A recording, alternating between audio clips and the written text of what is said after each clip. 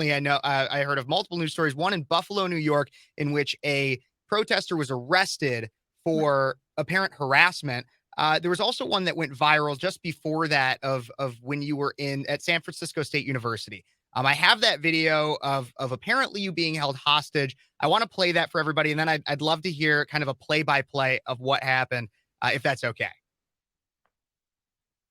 And what we're hoping to do is to keep things peaceful and make her lose her flight and move forward. Okay. Tell her to pay us. Tell her to pay us, and then she could go. $10 each.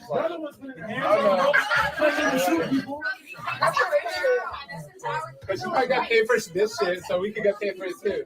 On a public campus that we attend. So what's the end goal here? We're cooperating, so what's next? So they need to do their job and get her out there. We created a path. It's here. I can't speak to all of you when we're over talking to each other. We're not going to hear each other. Don't let her hold. Then no, you don't have to use. There's a difference. So they end up, as you know, they end up getting everybody kind of quieted down, but they're saying that they don't want to let you come home and say that they want to charge them money to allow you out. What was going on here? First of all, you only see a little clip of this. I endured this for over 3.5 hours of these protesters outside this room, yelling the most hateful, awful, vengeful, violent, terrible things at myself and the officers. They were negotiating money. There were several instances when I could hear them outside the room saying, if you want to make it home safely to see your family again, you have to pay us. It's only fair. You got paid to be here. I think they were under the assumption that the university paid me to be there, which is not true. The university would have paid me probably to not be there. So I think they were under this assumption that I was getting paid. And they said, if you're getting paid to be here, you have to pay us to leave. And the officers in the room, of course, I respect all law enforcement, but these officers did nothing. There has been no action since. There has been no expulsions. There has been no repercussions for anyone involved. Actually, the university doubled down on this stance. Their vice president of student affairs, Dr. Jamila Moore, sent an email out to their student body saying she was so proud. I applaud the bravery of our students who acted so peacefully and protested the personally abhorrent person such as Riley Gaines, who only spreads violence. Oh my God. Yes, it was crazy. And to read that, not once did this email say they uphold freedom of speech. Not once did they say they condemn violence against women. That shows you the true direction in which universities and college campuses are going. And that's also California for you too. California over there, California, whatever.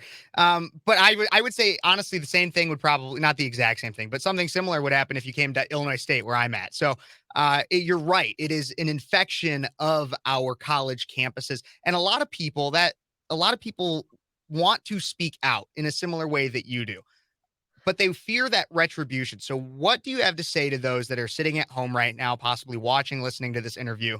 And they want to fight just as much, but don't know how to, and are also might lack that courage. My number one advice is to be bold.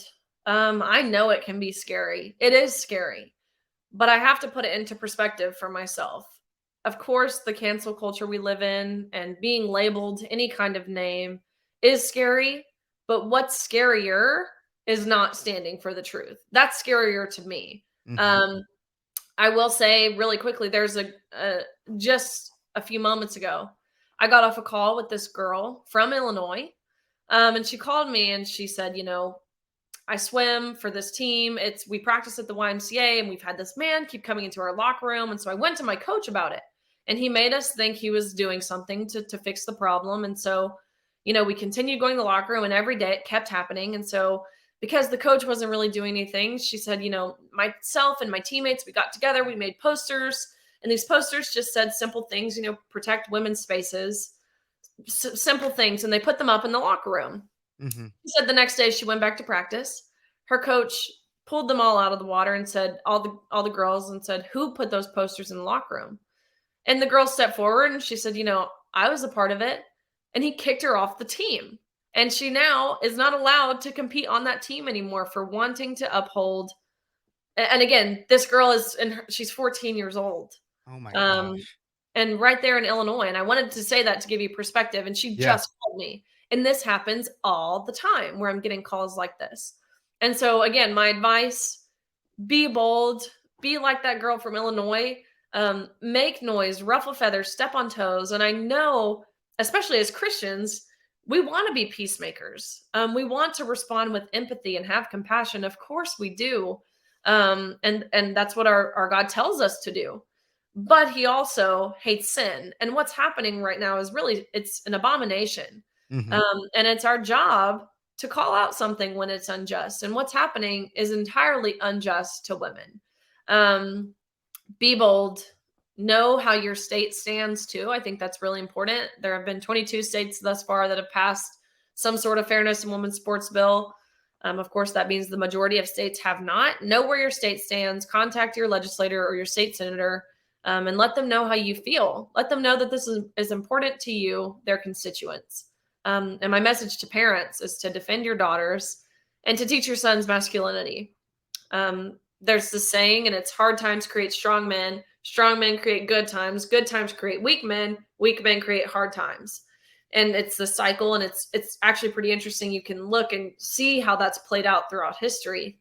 And I think we're in this time period of weak men creating hard times, which we can only hope that means hard times create strong men, but we need parents to teach masculinity again.